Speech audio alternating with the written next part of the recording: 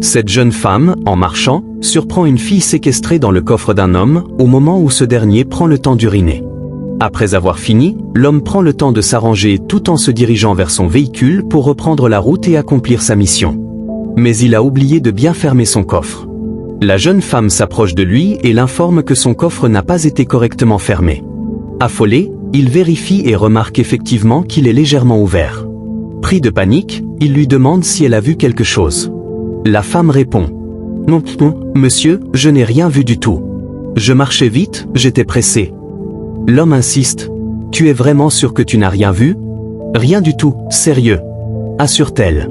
Alors qu'il s'apprête à monter dans sa voiture, il remarque que la femme est toujours là, immobile. Intrigué, il lui demande « Tout va bien ? Pourquoi es-tu encore là, près de ma voiture ? » « Monsieur, s'il vous plaît ? Vous allez dans quelle direction ? » « Je vais tout droit, vers la mosquée après le carrefour. »« Ah, justement. Moi aussi, je vais dans cette zone, alors je me demandais si vous pouviez me dépanner. » L'homme, pressé, accepte rapidement.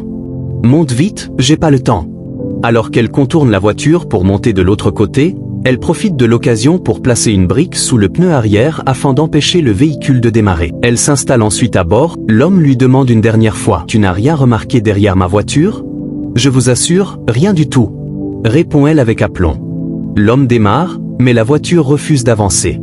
Pensant à une panne, il s'énerve. « Qu'est-ce qu'il y a encore ? Pas maintenant. Oh non, pas maintenant. Je ne connais aucun mécanicien ici. » La femme en profite pour lui proposer une solution. « Ah, ça tombe bien, je connais un mécanicien. Il est juste au premier carrefour, pas loin. Je le vois souvent, il habite mon quartier, je connais bien cette zone. » Soulagé, l'homme la remercie, sort de la voiture et court chercher le mécanicien.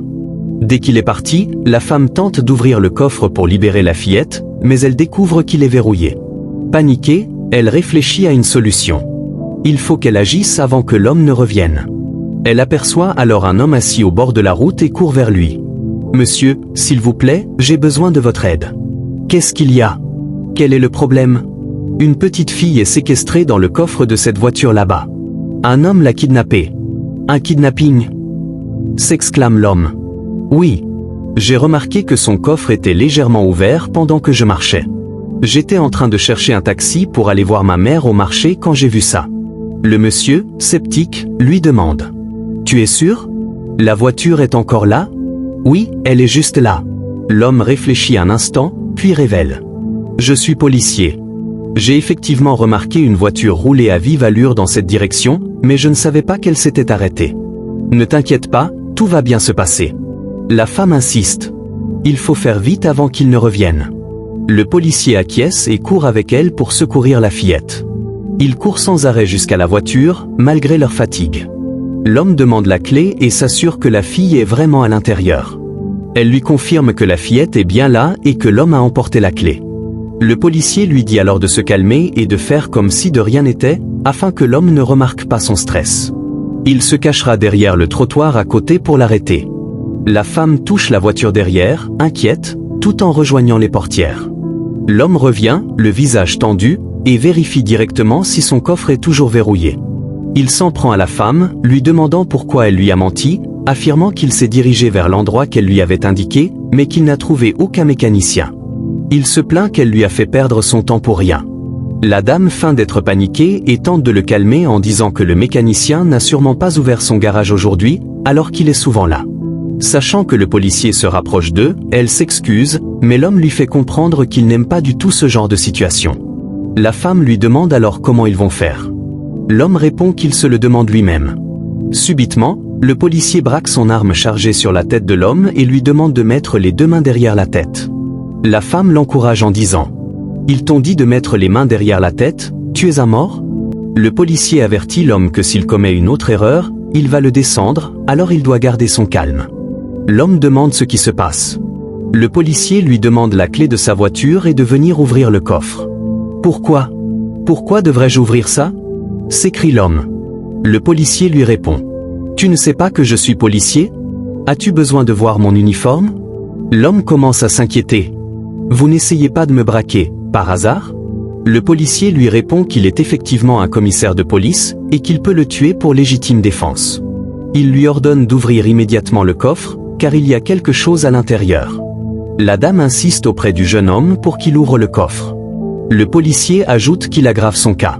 L'homme demande à la femme si elle a déposé quelque chose dans sa voiture, et maintenant elle veut le bloquer. Je te parle calmement, alors ne m'énerve pas. Ne m'amène pas à perdre mon sang-froid, sinon je te ferai du mal, dit le policier. Ouvre gentiment ce coffre. Sous pression, l'homme tente d'ouvrir le coffre, mais c'est difficile. Surpris, le policier découvre la jeune fille séquestrée à l'arrière de la voiture. Il saisit rapidement le jeune homme tout en maintenant sa ceinture. La dame demande à la petite fille si tout va bien. La petite les remercie, et le policier apprécie le geste de la dame. Celle-ci s'exclame. Qui aurait pu imaginer cela? Le policier récupère la fillette et lui demande si tout va bien, puis de raconter ce qui s'est vraiment passé.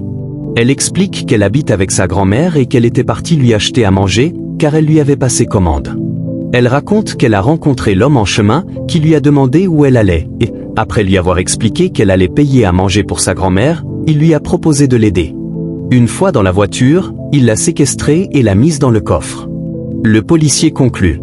Ah, voilà, la grand-mère va s'inquiéter à la maison en ne sachant pas que sa petite fille a été kidnappée. Dans ce monde, le mal peut se cacher derrière n'importe quel visage. Il est important de rester vigilant et d'agir lorsque l'on voit quelque chose de suspect. Grâce au courage et à la détermination, on peut sauver des vies et empêcher des actes terribles. Si cette vidéo vous a plu et que vous souhaitez voir d'autres vidéos aussi captivantes, n'oubliez pas de liker, de commenter et surtout de vous abonner à la chaîne. Activez la cloche de notification pour ne rien rater. À bientôt pour une nouvelle vidéo.